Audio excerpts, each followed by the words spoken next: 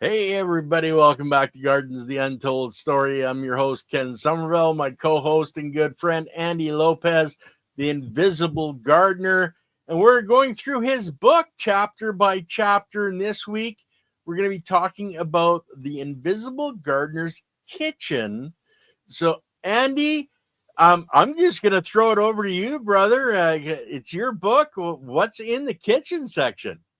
So I was just reading it, and it turns out, see, I've done many shows in the kitchen, because there's many things that I do in getting preparation for the garden. It's a part of my gardening habits, because in the kitchen this is where I make my mixtures that I go out and spray in the garden. See, right? Other than the liquids when I get from the worms, which I then go out and spray in the garden, But in my kitchen, so I was just looking at this one, which is really kind of funny because there are at least, there's a whole bunch of different things that can go on in the kitchen in terms of happening that I would do. So this particular, I was telling you that I had 4 people edit it, and normally I think what they did was they missed a whole bunch because I told them gather a couple of different shows that I did for the kitchen, put it together, and that'll be part of this chapter. I wanted to. So I was just looking at this right now. I'm laughing my head off because they talk. This whole chapter is about coffee,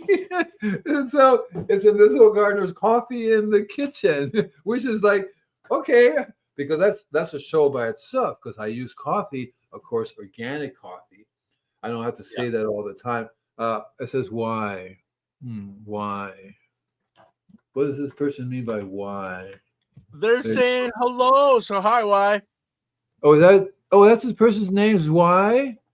Yeah. Wow. That is like, I said, wow, he or she would say, no, why? So that is a cool name.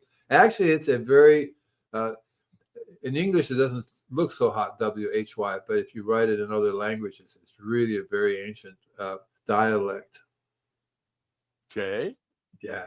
Because the W is not spelled like that, and the Y is entirely written in an entirely different language. In Spanish, it's a very unique. It gives you an idea where. Anyway, so today I'm going to be talking to you about coffee because that's what's in the Invisible Gardener's Kitchen. Organic coffee. Yeah, organic coffee. Yeah. And it turns out that when I started doing this in the in the 6th grade. See, my family's, my dad's Cuban, mother's Puerto Rican, so Latino people are very much into coffee, coffee. And they're not exactly organic, but, that's my thing, right? So Cuban coffee is really amazing. Puerto Rican coffee is really Cuban coffee is so powerful. It explains to me why a lot of these men are really very hairy because that coffee just makes your chest grow, a beard grow, everything like, whoa, and also the women get hairy too. And like, you like the coffee, huh? It's a coffee. And then they to me, it's like 1 part coffee and 5 parts sugar. So when you drink the coffee, lots of sugar goes with it. And one of the things I didn't like about it, every time I got coffee, can I tell them, can you give it to me before you add the sugar to it? And even then, I really didn't go for it so much because it was chemical. It was pure chemically grown coffee, which I always instinctively, at those days when I was young, I wasn't going, I want organic coffee. I was just saying, well, I was reading coffee is one of the most sprayed plants in the world, most heavily sprayed. And that was at my age before I went in the service. I went in the 17. I don't know if I mentioned, but I already had a gardening club, a business. Way before then, I got the name. I had Don't Panic, It's Organic way before I got Invisible Gardener. Andy Hedman gets a slice of his head. Yeah. So it's a contraption that holds my brain in. So I'm having these what I call this light bursts. They burst out, right? And the other day, a cop stopped me and they said, you're not supposed to have a flashlight in your car waving it at people. I said, it wasn't a flashlight, it was my brain squirting light up. So this device here holds it. Also with my hands, it holds the energy because it essentially goes zap-a-boom, kaboom, poof. And everything will be black and dark, and you don't want that. So that's what that is. Okay. Now I forgot what I was talking about. Anyway, so coffee is so I started using coffee early on because everybody makes so much coffee, and I figured, okay, the coffee grounds can't be so bad because all the chemicals are being already been drunk by all. Washed out of them. Yeah, yeah. It's already gone. And also too, I remember my worms didn't care. They say, "Hey, this is good stuff," because if there was chemicals in it, they would die. So I had the indicator there was there's nothing in there anymore because the guys already had it. But still, and that's because and now when I buy organic stuff, I'm actually absorbing all the stuff in the organic stuff. So I'm glad it's organic because otherwise I'll be absorbing. Occasionally, I go out with friends who drink coffee, and I take one sip, and I'm going, "Holy Casablanca!" And I'm one of those guys. There's actually a name for it. They're very not only chemically sensitive, but you have this thing going on with all these toxins. Oh yeah, all right, okay, that kind of stuff. Very super sensitive. My body says, "You do that one more time, man. One more time, you do that, and I'm going to lay you flat." And I've had migraine headaches simply by looking at stuff. I looked at the ingredients like, oh, and I put it down. Try to walk away. Whoa. It's like it's serious. I'm serious. I can just wave my hand over stuff. Don't touch that. Don't go. And I have this internal fight because I try to keep clean. I try to keep my garden clean. But occasionally I will bring home something that doesn't say it's not organic, but because I fell for the natural stuff, it will say natural. But you look at it, what are all these preservatives? What are all these additives? Anyway, so coffee. So of course it's organic. And there are several things that you need to understand about coffee. Caffeine. Caffeine is a toxic to a lot of insects, massive amounts of insects. I mean, you name the insect. I don't know any insect that can handle being sprayed with caffeine, period. Okay. None. You name it, from ants to giant beetles to, unless maybe the dinosaurs, that's not an insect. But Charlie, don't. Okay. But, so, and then the along comes this stuff called cold brewed coffee, because I didn't know about cold brewed coffee until later on in my youth, which basically is constant. Well, they didn't used to have it, Andy. Cold brew coffee is, basically it came out of, the store going, "Oh, the coffee's old. We need to get rid of it." And then all of a sudden we had this cold brew coffee. It's a marketing gimmick that's really blowing up. Yeah, but cold brew is a concentrated form of coffee if you make it right. Because I would make it, and it's concentrated. The coffee and the caffeine is concentrated. It depends also where you buy too, because they could be just doing all kinds of stuff. But normally you make your own cold brew coffee, and it's very, very different. Okay, so maybe describe the steps for making cold brew coffee. You brew it normally? Exactly, mental what I was going to say. Exactly what I was going to say, because it doesn't really describe in here, but this will give you an advantage of having the cook talk about his book. And so it's a caffeine, and so any way that you can concentrate the caffeine in the coffee, you're really talking about something that you could use. And the way cold brewed is made, so when I do sprouts, how I have those big giant sprouting jars. Yeah. Right. So that's one of the things they actually sell them on Amazon and other places. Cold brew coffee jars. So that big jars where they have a top on it, with little holes in it. So it's already, it's like, instead of having a screen, it has a built-in lid that drips, out, right?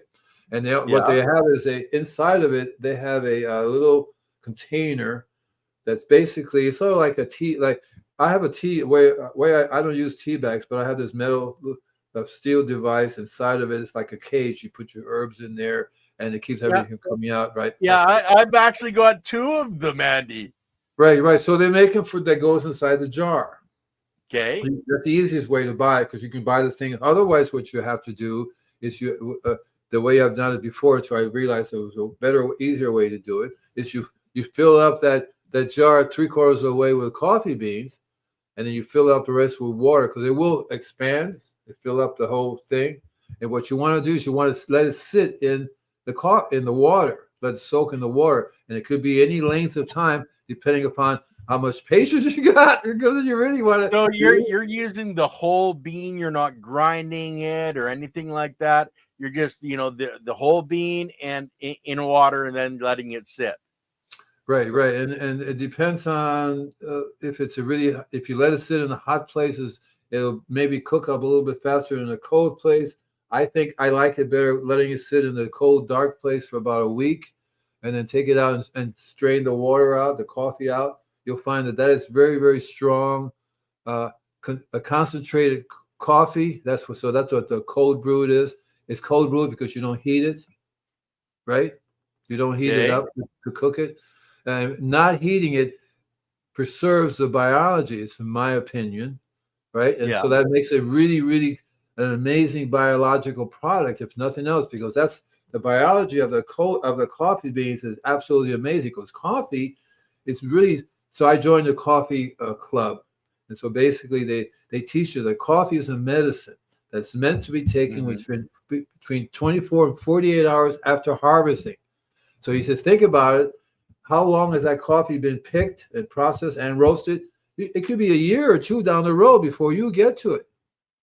And it's Yeah. not the same thing as you pick it, you roast it at a certain temperature, and then you drink it all within 24 to 48 hours of the picking.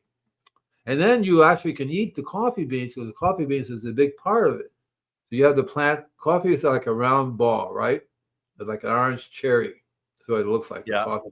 I wish I had known we were going to talk about coffee plant. I think I have some coffee picks. I grow coffee for a couple of customers, and then so inside of it is that there's a coffee nut, and it's surrounded by this Jello stuff, right? Yeah. Okay, that gel stuff is the biology, right?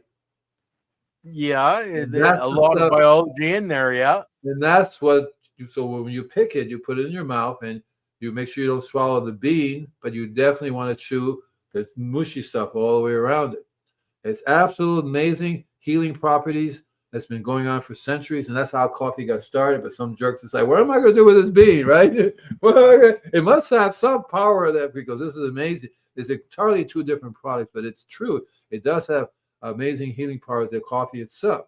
So the cold brew aspect of it preserves the biology. But when you roast it, of course, you get rid of the biology, and therefore you're going down this other path of the purity of the caffeine that's in it. Yeah. It has a bunch of other So things as well. really, your cold brew coffee is about extracting the caffeine out of it and using that as a foliar spray to get rid of bugs. Right. So what I like it. It's better if I can get the plant and take the bean and do that process with the bean. So in other words, when you pick the bean before it dries, you don't put it in the roast or anything. You take it when it's ripened. You take the beans, the whole coffee beans, you put that in a jar, fill it up with filtered clean water, let that soak, and that's going to be your liquid. See, it's a little bit different than just using the hull because the coffee has a husk around it. Yeah, it's got the shell around it, a No, lot like coconuts have that big well, yeah, shell. yeah. The coffee beans has the actual skin, right? The Yeah. greenish and turns color. Then it has inside of it has the puppy, the biology stuff, and then then the coffee hut, right? Mm-hmm. Right. So the when you're making when not the best, so that's what you eat. You can eat the whole thing, but you don't want to eat the bean because you can't absorb the bean. It doesn't do you any good. So the bean can also be further used, and you can take the bean and you can then when you crush it, that's when you can also make a liquid from that bean. Yeah. And like Right. Wyatt says, without the heat, cold brew coffee is way less acidic, easier on the stomach, and I feel as a cleaner product. Right. So so when you have the cold brew coffee, it's entirely different than if you just because you have this biology, you have all this biology that's still alive that you're drinking. You see, you're going to actually make it cold. One of the things about cold brew coffee is better not to boil it because then you're going to kill the biology. So if you actually drink it cold, you're going to get the biology. But a lot of people also heat it up and warm it up, and and they heat it too much, and they kill the biology of it. So it becomes the reason why you want to drink it is to drink the biology. That's why you have to drink it a certain way. Basically, it's like cold tea. You want it at room temperature so that your body can enjoy it. But at the same time, I use it in the garden because I realize that, for example, snail control. Coffee is excellent for snail control. So lots of different ways you can get the coffee, whether you have ground coffee. And so when you do ground coffee, you make a batch for yourself, make another batch for the property. You can actually spray that. You can do that several times so that grinds will be producing this liquid for quite a while. And there are lots of different things you can do with that liquid. The very first batch is usually the strongest in terms of caffeine, but it still has caffeine in it, enough to be very effective in a variety of things. The second batch, time you do the coffee, you can actually add, all throughout this process, you learn to add things to it that will amplify it. So here's where the milk, coffee, cream, and sugar is absolutely amazing mixture, not just for people. Coffee, cream, and sugar. And the sugar should be, of course, organic sources of sugar. Honey is really good. I like using molasses, organic molasses, because molasses is usually has more iron and more minerals than honey. But honey is a really excellent source, except it's a little expensive to be making a lot of honey to be spraying. So you can use a variety of natural sources of sugar to sweeten it up. The sugar is important in the sense that plants absorb sugar for food, for energy, right? They make it and they can also absorb it. So when you put sugar into anything you drink, you're fully feeding these plants a little bit of sugar, which they convert instantly because they have photosynthesis to make sugar. So if you already have the sugar, they got that. They don't have to do the photosynthesis. They get it. And that's one reason why foliar feeding is so good. It bypasses anything you foliar spray on the plants is like in your skin. They absorb immediately. So you have and what a lot of people need to understand is in a liquid form, you're dealing with the smaller molecule size, so it's easier for the biology to use it at that size than it ever would be, to use it at a full size, like a rock. If you're going for, a certain mineral, if you have it suspended in a liquid form, it's that much smaller that the biology can use it right away. Right. So you have this mixture of coffee, cream, and sugar. Now the cream, again, is another amazing product, milk, and it's organic milk. And it's organic. It should be the whole fat. The fat is also a part of the formula because you can get no fat or you can get with fat. With fat, it's a lot more effective because of the oils that you're spraying onto the plant leaf, and it covers the surface. So it tends to work really well when you have a pathogen or a disease or an insect that covers the whole area, like sooty mold, which is that stuff that gets your leaves black. It's called sooty mold. And that's a bacteria that grows on the nectar that the bugs. Whether you see the ants don't do that, but they heard other creatures that do that, whether it be aphids or mealybugs. They are basically small little cows that go and attack the plant, and then they produce this nectar, and then the ants milk them. Yeah, and they take it back to their colony. But I always wondered why they're so messy, because female are usually very clean, but these ants are not. They're real messy. They leave a mess behind. So when they leave, the mold will start to grow on it. That's the mold that is called sooty mold will grow on. And other diseases happen to like this kind of form of sugar because it's food for them. Yeah. So the oil will coat that. Mm-hmm. It's like getting a horticultural oil. It'll coat that. And also because of the way of your mixture, because you remember coffee, cream, and sugar by itself is amazing, but part of the secret is you can also increase that effectiveness as well. And so what you need to understand is you have the best tool already that I've been talking about, or what the title of the show is about, right? Yeah. Which has to do with the biology. That's the one. Yeah. And you're feeding that sugar is going to feed the plant, and it's also going to feed the biology, because we all need energy, and a lot of the energy comes into the leaf structure on a plant, but biology that's just out there needs energy too. And these sugars, especially the molasses, etc., is a sugar that they love. That's why it's used a lot in your compost teas and extracts to grow more biology. It's that carbohydrate that they need to make more biology. Right. Exactly right. So so it turns out that coffee happens to be a systemic. So if you spray to one part of the tree, the caffeine spreads out to all parts of the tree. So that's one of the advantages I like of coffee. Garlic does the same thing. You can spray a little bit of garlic over here, and next the whole plant smells like garlic.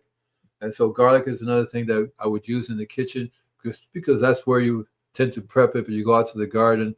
Ideally, you would grow the coffee, you would grow the garlic.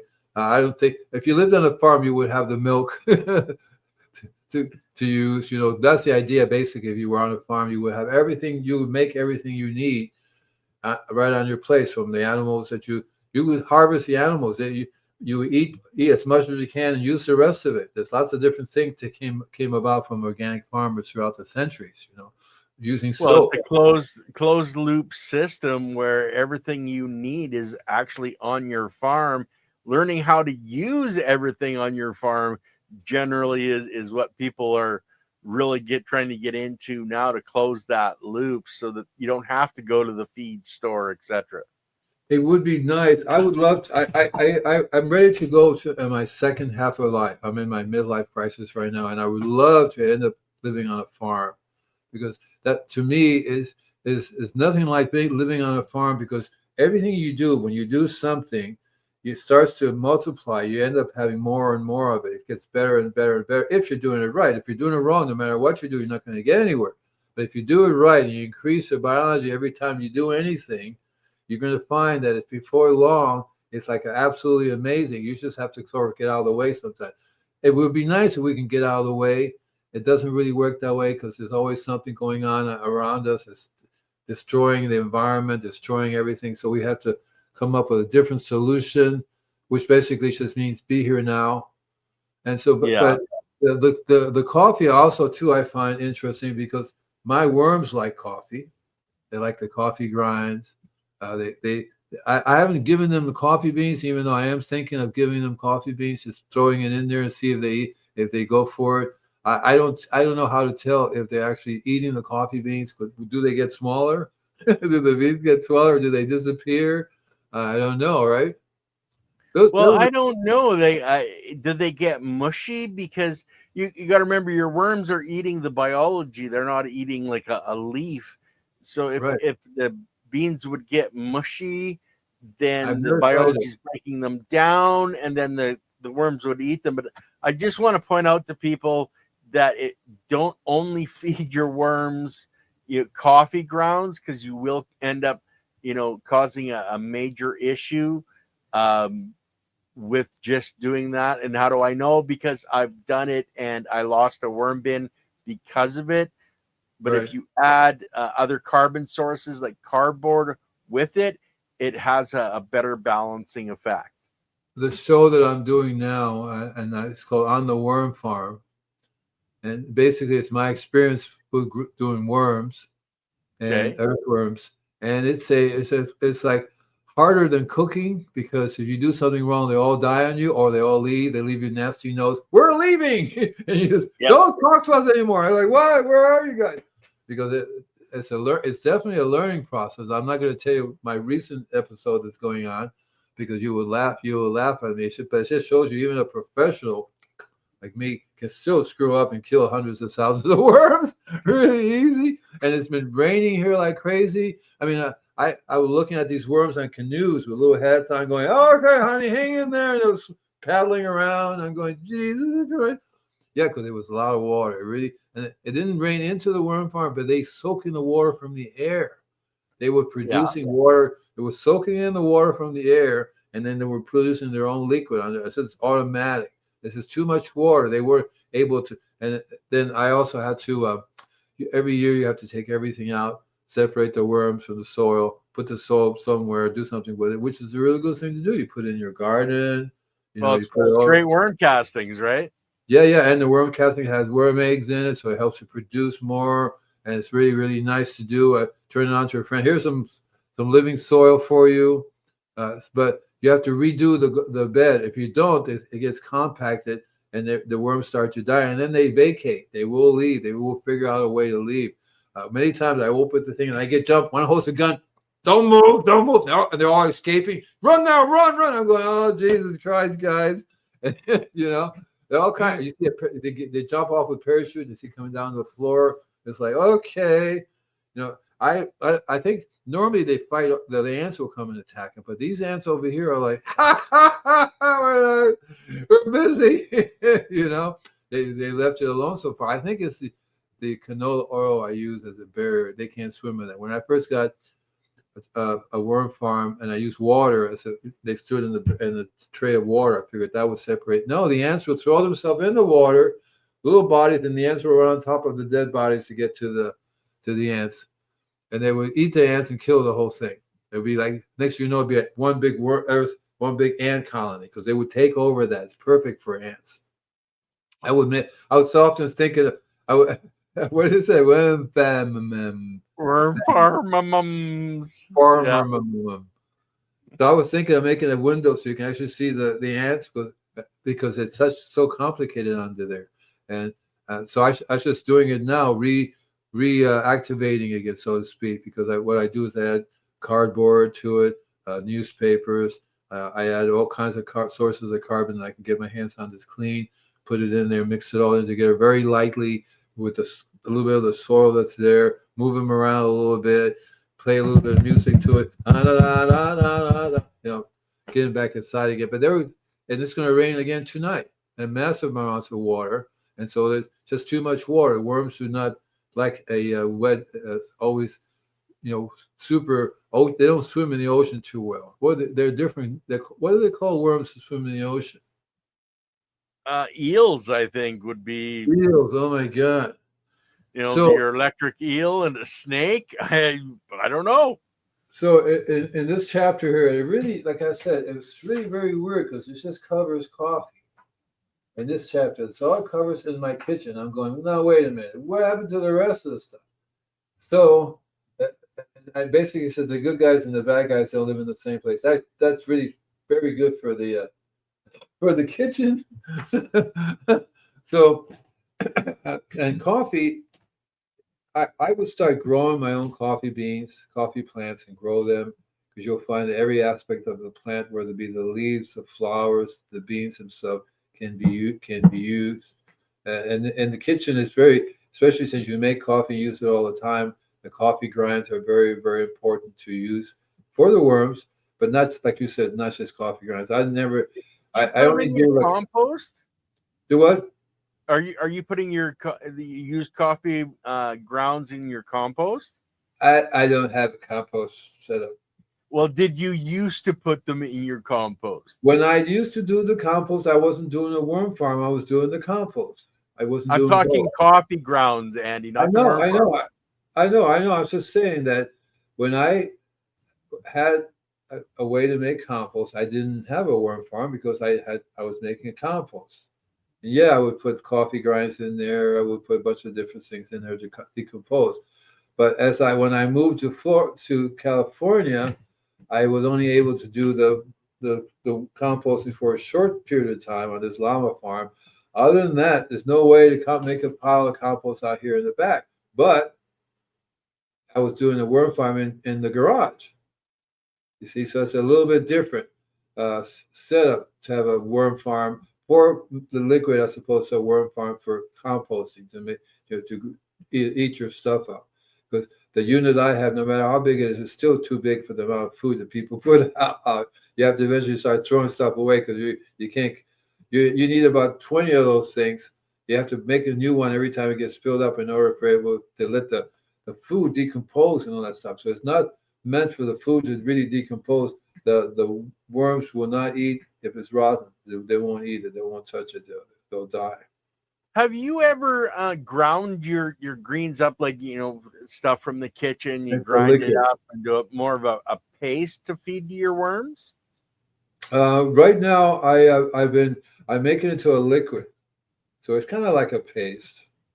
Okay. It gets made into. I have a grinder, so I add a little bit of distilled water in it and throw my vegetables in there that are going out, and then I just pour that in. Sometimes I do it in the worm bin, but I also have worms in the raised beds. Each one, they're not raised beds. Each of the beds, they have their own little worm farm thing going on there. So I'm basically having worms growing in the beds, which is what I want to do. I want the worms to expand from each bed, so they'll be growing in there as well as the worm farm. And then, yeah, Right. I pour the liquid in there, and sometimes I would add some things to it to help it increase it, whether it be rice or whether it be milk. Those Yeah. two are two easy ones to blend up, and then I dig a little hole where the worms are at, and then I pour it in there. I have to be real careful. 'Cause usually in the center of it, they have their own little structure in there to hold them in, so it looks like a little raised bed inside the raised bed. Yeah. And that's, yeah, using a blender for your worm food speeds up the process. Well, it's like what I was talking before. It's that smaller size when it's chopped up than the full leaf. When it's chopped up, it's so much easier for the biology to finish breaking it down and use it. And remember, your worms are actually eating the biology. So the more biology that's being produced, the more worm food there is, the happier your worms are going to be. Right. What I do, I like, so I've learned from experience, they don't like too much of it's too minty, too strong, like garlic. They don't really like garlic. They don't like, they definitely don't like if you have anything that have cayenne pepper in it. Uh, I think that They don't like spicy. I thought you yeah, bought Mexican worms, yeah. man. They like spicy. I haven't, I think they don't like spicy, but I think, be honest, I'm the one that doesn't like spicy. I haven't really tried giving them spicy stuff. I just logically say, you guys don't like spicy, they're no good. So you're not gonna get any spicy stuff. So yeah, Well, I blend and it. like Tio puts here, don't like citrus. That's your lemons, your oranges, and a lot of that has to do with the oil that's in the peels. Right, exactly right. I was gonna get around to there's a whole bunch of stuff like that that's just basically uh, have the really strong oils in them, and so Yeah. normally so that takes a while. You can dry them out, but ideally it'd be better just not to put them in there because it will kill them. It's a bunch of different things, just like along the very same lines like that.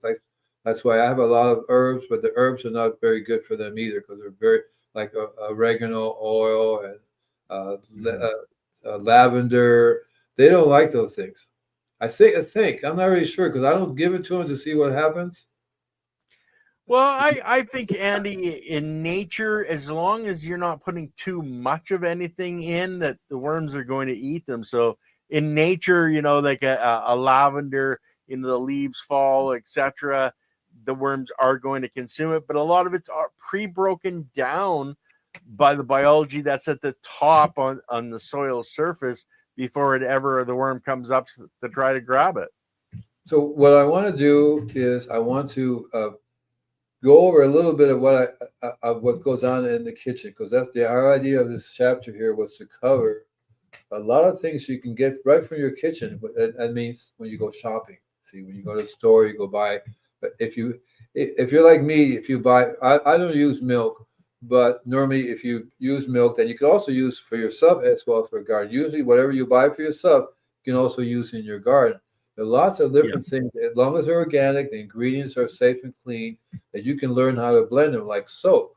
Soap is a basic tool for the organic gardener. Ever since you started their own farm, when they have animals, they make soap from animals, right? So they learn how to make soap and different kinds of soap, like the Dr. Bronner soap. They also have herbal soaps. You have all kinds of herbal soaps on the market. Just look at the ingredients. So when you go shopping, like I go shopping in the health food stores, everything I buy in there, the ingredients should be clean, environmentally sound. I know I could use that in my garden if I needed to do something specific. As I Mhm. get older, I've learned that simpler the things are, the better. Because the ideal scenario, if you want to buy anything use anything from your kitchen, are things that increase the biology. as opposed to things that would normally kill things. Like, for example, the soap really kills things, right? The soap will kill the ants, the soap will kill the fleas, it'll kill all kinds of creatures. And so that's one of the tools you can use, but you're not really solving the problem. So when we talk about the best thing to use is things that encourage the biology. And lots of stuff in the kitchen. The kitchen is really all about biology. When you'll think about it, it's all about biology. You have all kinds of things in the kitchen that you can use in your garden if you understand what kind of biology it is and how the biology helps, like how milk helps your garden, right? Yeah. So there are lots of ways you use, or rice, and lots of other things like that. That when you use them correctly, you're increasing the biology of your garden. When you make the sprouts, you can normally the stuff is so good. The sprouts is so good. It's called Rejuvenate. And I'm not giving it to my garden. I'm drinking this stuff, but I can spray it every once in a while on my garden because it's very good tonic for plants. But not by itself. Because if I make something like that, I would always add my compost tea to it. I would always add a few other things as well to it to increase the strength of it. A lot of times, if I had compost, I would make compost tea almost all the time and blend it in. And compost tea and milk, even though it sounds awful, it's wonderful for the garden because you're not drinking with a dash of soap. The dash of soap makes a nice wetting agent, and you can also learn how to add things to the milk. Like I've been adding turmeric lately to milk because I've done it before in the past. It's called golden milk. You have turmeric and dates. That's golden milk. Turmeric is very, very good for it. Turmeric also happens to be very, very powerful biology that can be used in lots of different ways in the garden, especially in the soil. So it encourages the soil to it's full of iron, magnesium, potassium, all the good stuff, right? And so that's building blocks. You need all those building blocks. That's one of the things you want is something that's really, really intense and all these things that you want, because that's what you're trying to do with the biology. You're trying to get the biology going in that path of reproducing the trace minerals and everything that you need. And you might as well use something that's what the milk is. Milk is very high in calcium. It's calcium and magnesium and iron, about 20 other different minerals that they get from the cow because the cow is efficient. The cow's stomach has efficient biology to break down all these different minerals and use carbon very effectively to get to this point, which we are then using ourselves. That's why Rudolf Steiner loves his biodynamic system is based upon the stomach of a cow and how the biology can convert things into that's what their preparation is. They put it in the stomach of a cow, they bury it for months, they dig it out, and it's full of the stomach biology, but it broke down whatever product they have in there, and that's a preparation, which they then spread out to other biology, right? Other properties, they spread the biology out. Cool. Well, and that's what it's really about. The more diverse the biology, the better, the cells that are creating your plant are going to be, because they've got all of the different biology that breaks the building blocks, the calcium, the magnesium, the carbon out of the sand, silt, clay, organic material. And it's those building blocks, but you also need the biology that creates those building blocks. And when you combine both of them, all of a sudden you can reach genetic potential in any type of a plant. So one of the things that I learned on in my life, it's like, so I would be shipped off to Cuba or Puerto Rico. I mean, literally, get on the boat, don't come back until after the summertime is over with. I go, all right, great, thanks a lot. But when you go to a farm that has amazing biological diversity in it, you get to learn that all these different systems really work really well. And so when I go back home, I try to mimic that. Unfortunately, it's a big difference between Cuba and Puerto Rico and say Miami, Florida, or California. So, but when you walk around a store like a market, so one of the things about being Latino is to have market, right? You go to a market and yet you have it here. You have markets every Saturday. You can go buy the farmer's market, buy stuff, right? So one of the cool things about buying from a farmer's market is you're actually buying their biology that you're bringing to your place. And not only are you eating it, right? You're eating some of the biology but you're going to take whole bunches of that and add it to your property, whether you blend it up, whether you compost it, or just bury it. You can take So you buy a bunch of lettuce, a whole bunch of it you can't eat. Well, you go out there, you bury it, Yeah. right? And so you want to spread the biology out between yourself and so so when you go to the farmer's market, you're buying from this one. A lot of times you're buying from a bunch of different farmers from all over the place. So you're Yeah. getting all the different biology that grew in that place. Is the biology from that place. You have to look at it from that point. This guy's selling the biology from his place. They're selling the biology for that, right? And it was even cool. They made compost. Each one of those places has their own unique biology that you're buying. Yeah. See what I mean? Because Well, when I go shopping, I remember as a youth, I would actually look at the around to see what's going on in their place. If they're everything sick, I go, no, thank you, no. But if it's like, and a lot of times my parents would drive by, my dad would, I would stop, over there, go over there, and we go see all this fruit look, and fruit looked delicious at the stands there. Yeah, eat, nibble. It was like, holy cow! I didn't eat a refractometer to say these things are like super sweet, really high in energy, the whole 10 yards. And that's what I took back to my garden because we ate some of it, but there's no way you can eat all of it, right? You have some of it goes away. No, that gets buried. And buried either making my compost underneath a tree. I found that if I bury some under the plant, that plant goes nuts. If I didn't bury it everywhere, it's the biology, the decomposing, and the worms are going nuts enjoying that biology because they don't really normally get it. And that's the whole philosophy in the Chinese philosophy. That's why I buy. I used to buy. It's illegal now. Bamboo vinegar from China, and their whole philosophy is this is very powerful biology. They are just converting it because they say, look what happens after a fire, and look how this liquid goes. What happens is, just say a bamboo forest burns down, and then the rain comes and wash. It doesn't put out, sort of simmers in there, right? And then that liquid come out as a vinegar, and they take that, and then they would literally see things start to grow amazing. It comes back, that place comes back stronger than ever before. So they say there must be something in this bamboo that we can. There must be a biology, and that's causing it. They call it vigor, right? It's very vigorous, and it's like this stuff wants to grow, and so that's the biology you're talking about. So I would order it, and then I think one of the government agencies said you can't buy this; it's illegal. And now I get it. You know who I get it from, right? Michael, yeah. That's right. So he has wood vinegar, which is different than the bamboo vinegar. You can tell by wood and bamboo, which feels like it's a more powerful, right? Well, I'm not sure which would be more powerful in from the wood vinegar aspect, but your tree is a lot older and a lot denser, and your bamboo is a lot, more vibrant growth and quicker growth. So that's what you're talking about. Yeah, it's going to have a lot of components that are good for both the plant and for the biology. For growth, right? And and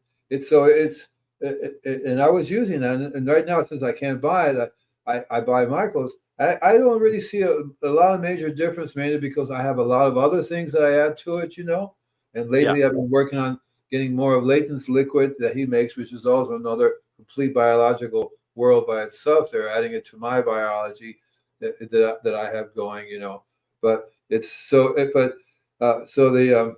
And I forget what we're talking about. I know we were talking about vinegar and the biology of the bamboo vinegar. But it's all about biology. When you go to a farmer's market, so when I was running around in Costa Rica in the farmer's market, but people were selling stuff. You actually grew this on your farm. You go visit the farm, you go, holy cow, how long have you been doing this?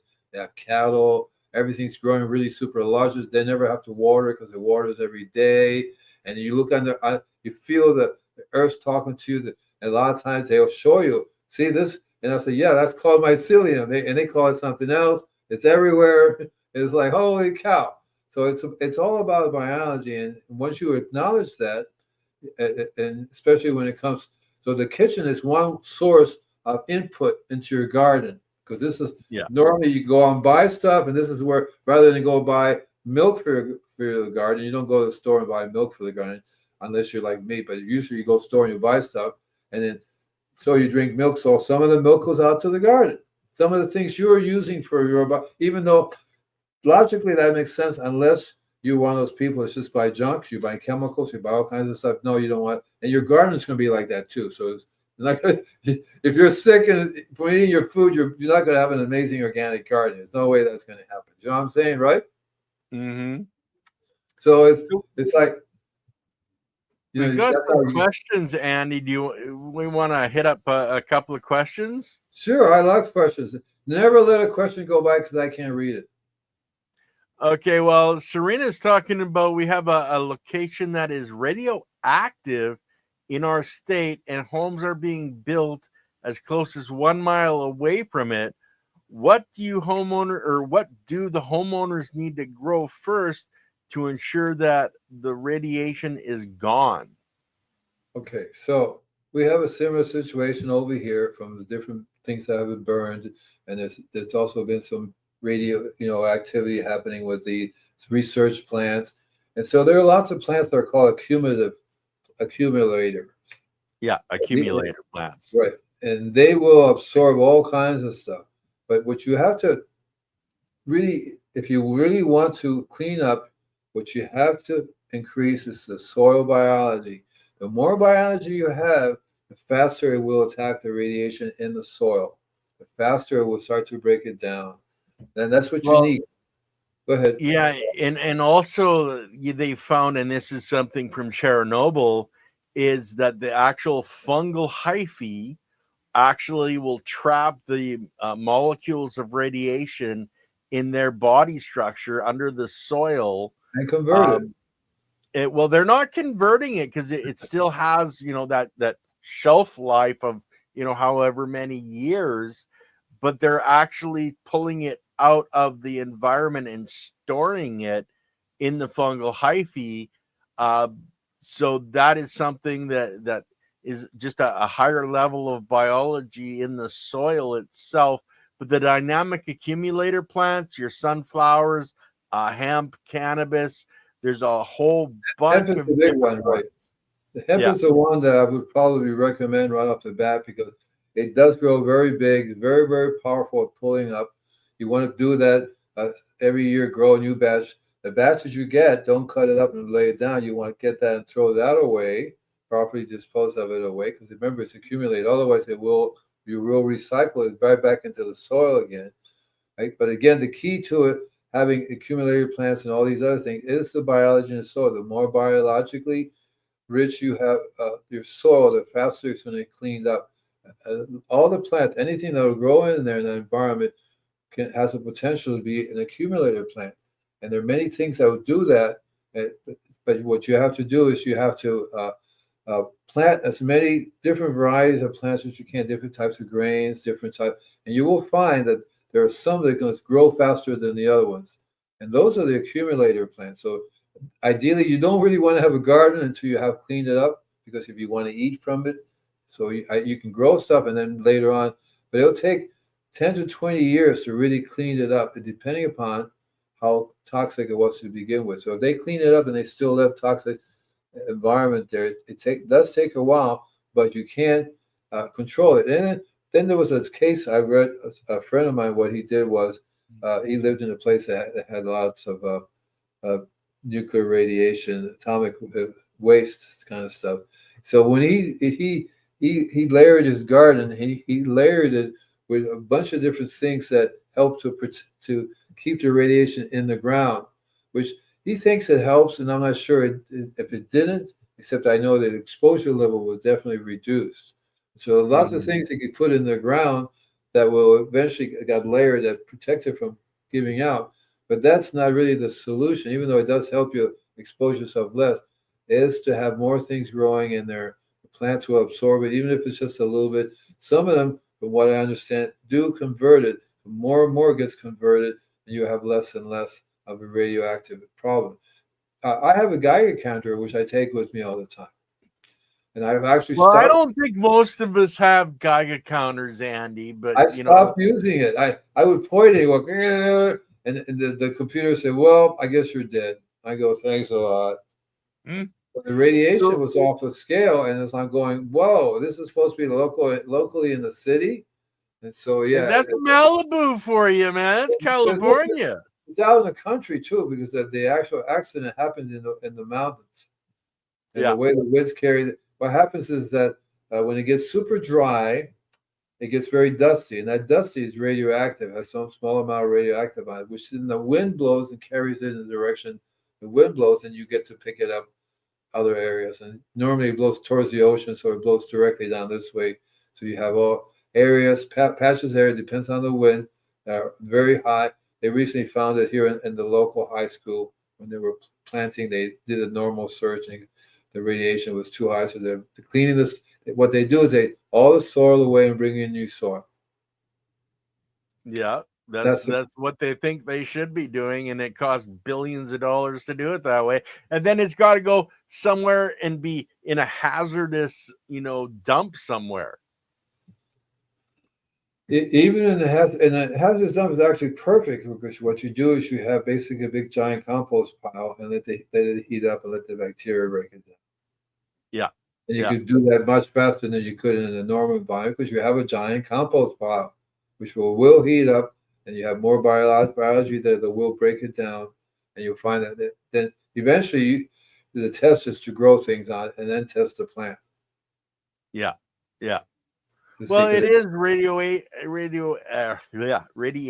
like that in a soil is, just another molecule put together in a specific way to be radioactive. And Mother Nature's had to deal with all this stuff for billions of years. Already has. Yeah, it's getting the right biology to break that molecule apart and make it inert. And that's possible with Roundup. That's possible with all of these different, chemicals that are being used, is finding the right biology to break those molecules apart. But let's go on to the next question. Question. Yeah. Don't plant roots, or I'm not sure how to read this. Don't plant roots exudates or extrude sugars to feed microbes, so they can so they will chelate minerals so the plants can absorb them. Don't plant roots that excuse sugars. I'm not really sure. And plant roots, they do. Plant exudates are part sugars, and we've talked about it before. And yes, they're feeding the biology that is, breaking out, the sand, silt, clay, organic material, the building blocks needed. And yes, the plant exudates have amino acids, etc., which help to break that down. So you're correct in that, Andy. No idea what you're talking about. Well, the plant exudates for putting out sugars to the roots, which the biology is using, because it's another energy source and necessary components to build the biology that are mining these things. I don't think that's bad. Yeah, it's good, because plants, when you're spraying that extra sugar on as a foliar, yeah, it can get mixed in so many different ways in a plant, whether it's, to build a cell, to build more biology for the cell. It doesn't do any good to spray sugar into the soil. Yeah, no. Well, yeah. It really, if you're using, and we're not talking white sugars, we're talking like cane sugar, molasses, stuff like that. If you're using it as making a tea and is being used as a source of food for the biology, it's making more biology. They're breaking it down, using it as energy. Right, but not spraying directly to the soil, because it's not going to do anything. Well, I'm sure you could dump molasses in your compost pile, and eventually it would get used up, but that's different. Not as efficient. Right. The whole idea with foliar application is that it gets absorbed in a certain way, and that's what the sugar is all about, as a carrier. The sugar can be dumped onto the soil, but in a liquid form, it's not going to be effective than if you use it in the normal way that nature has intended for sugar to be put in the soil. That would be in a larger cell structure, like plants plants have rich in sugar when they decompose. That sugar it's available. See what I mean? But Well, not. wait, Andy, I got a question for Oh you. no, no, If no! I'm you not. use, a lot of more sugar in, say, an apple orchard than Yeah, in a vegetable garden, yeah. would you have sweeter apples? Say the first part again about before you get If to the sweeter okay, apple. well, in some ways it has to do with the Serena's question, because she has sour tomatoes. So if you put more of Okay, sugar, more molasses in your foliar sprays, would you create a sweeter fruit, whether it's an apple or a tomato? so this is a very misleading question because there are different varieties of tomatoes. Some are sweet, some are sour. No matter how high the brick is going to be, that tomato is always going to taste sour to you. That's why it's called a sour tomato. There's so many different varieties of tomatoes. Some are meant to be sour in that sense that they're not. It doesn't rely on sugar. It's a different form, and then a tomato. So but so that's misleading. So she may have she may have a sour tomato variety, which she may never sweeten up. So yes, she has to be Okay. certain that it's the type of tomato that normally would be sweetened, but adding it to the soil does not sweeten it. It has to be added to the plant because the plant itself has to absorb the minerals, and it doesn't absorb the sugar. Remember, it absorbs the minerals. So it's not like Mhm. we want to make. It's not like you want to concentrate sugar like molasses. A lot of molasses. It's a certain what you use. What you're doing is you're using sugar as a carrier to carry the minerals. So you don't put in 10 pounds of sugar thinking that the plant's going to get sweetened up because you added all this sugar, right? So, Okay. so if the 10 pounds was organically grown sugar, rich in minerals, you're probably overdoing it anyway. You doesn't need that much. So what you're really doing is you understand that the sugar source you're using, which is natural, is also rich in these minerals, and that's what you're using to do that. Because if you can just spray the minerals, the plants are not going to absorb it as if it was already broken up. And that's the reason why you add the minerals and the sugar together is because the biology will eat that and Yeah. break it up for them. You see, so you can spray the minerals all you want to, but the body's going to look at it and go, I don't think so. Well, Yeah. if you don't have any biology there, you could put on, all you want, a pound of calcium on your acre of cropland, or, in your raised bed, but nothing's going to happen. It's just going to sit there and do It has a nothing. lot. So Has you a lot have to do with the biology, the type of biology everything. you have. So if you Yeah. already have biology, it's very good at breaking down the trace minerals. You already have that in your food. That's what you want to use rather than try to get a different type of biology.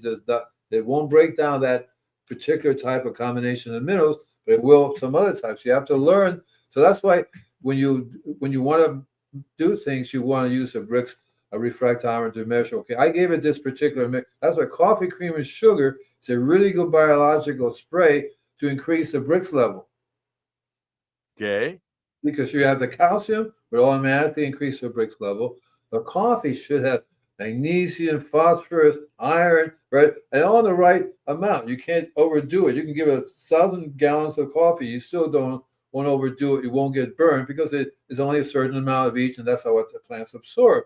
Too much of that won't hurt. It gets wasted because unlike urea, you give it urea 6500, and that will burn everything up because it's Yeah. more you really need, right? More you really need. So I forget what we're talking about. Well, we're going to I think. talk about what next week's show is going to be Oh, about, what are Andy, we because going to do next? we're almost done. What are we going to do next week? Don't Oh, panic. It's natural is what's coming. We're doing next week. okay, cool. Yeah, yeah. So, by the way, guys, my books are here. So, any of you people like Serena, I think she won a book and she had never got it. Is that right, Serena? I believe so. So yeah, you finally got the books, and you'll be able to send them out. So Yeah. the people that It took have me a, won, it took me a long time to get the books in. For some reason, something happened, but a case of books came in, and so I think there's about 5 people that won a book. And so all you have to do is to let me know. The easiest thing to do is go, if you're already getting my newsletter, send me email through the newsletter. It'll say click on here for email, and you'll see that. No, I'm not talking about the email, Serena. I'm talking about physical book. If you want a physical book, which I think you did, all you have to do is send me an email saying, I want my physical book. I know where you live, that kind of stuff. And make sure you give me a phone number and an address, because what I'll do is I'll have Emma. See, this one's going to sign, because I can get Amazon to send it to you, but I want to be able to sign it to the weird person with the weird jokes, that kind of stuff. Miss Will Gardner. See, you would like that. So there were a few of you folks out there. Just let me know. Otherwise, if you want to get the ebook, there's a whole bunch of ebooks available. Go up to the website, sign up for the newsletter, and click on the little thing. Get your ebook here. Tell me what books you want, and in return email, you're going to get the ebook. Thank you guys for visiting us today. I enjoy you all being here. You're all my family. My brain is. Don't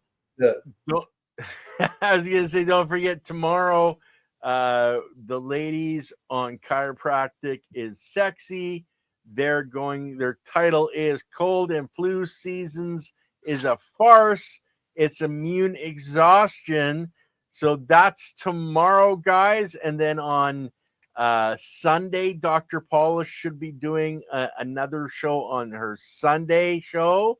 And then, of course, Monday we have Cass Gilmore, the gentleman from the on the east coast of the U.S., who grows cranberries organically, all in living soil, etc., coming on to give us an update on his cranberry farm. So that's what's going on right away, guys. Hopefully we will see you tomorrow on Chiropractic is Sexy. Bye.